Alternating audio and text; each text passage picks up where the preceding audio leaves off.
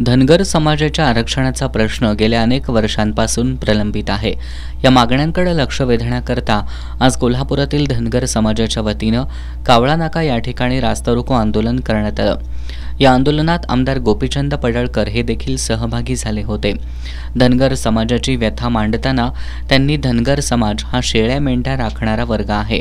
शेळ्या मेंढ्या घेऊन धनगर समाज रोज 35 किलोमीटर पायपीट करत असतो।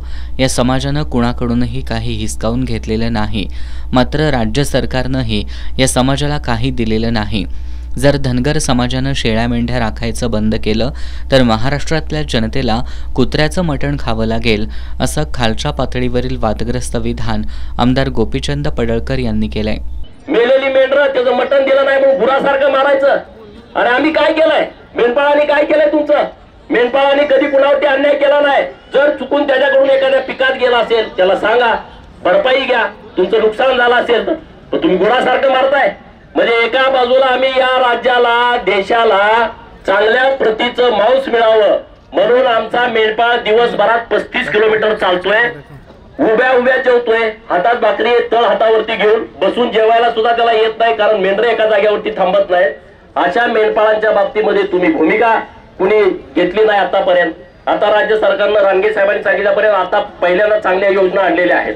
त्या योजना चांगल्या आहेत, त्याबद्दल काय आमचं दुमत नाही, पण आता एसटी आरक्षणाची अंमलबजावणी हा आमच्यासाठी महत्वाचा विषय आहे। म्हणजे पुढच्या पिढीत आमचा पोरगा मेंढर राखणार नाही।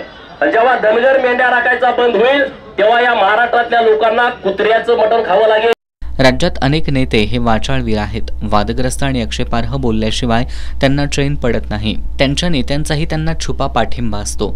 आमदार गोपीचंद पडळकर हे त्यापैकीच एक आहेत। हे कधीच जनतेकडून निवडून आलेले नाहीत।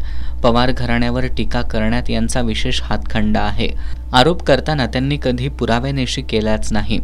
केवळ याच भांडवलावर त्यांना आमदारकीची लॉटरी लागली आहे। पण आमदार झाल्यापासून त्यांचा वाचाळपणा कमी न होता उलट जास्तच वाढलाय।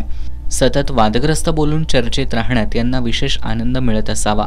हीच परंपरा कायम राखत त्यांनी आज वादग्रस्त टिप्पणी करत कुत्र्याचं उदाहरण दिलंय। मात्र यामुळे सोशल मीडियावर ते चांगलेच ट्रोल होत आहेत।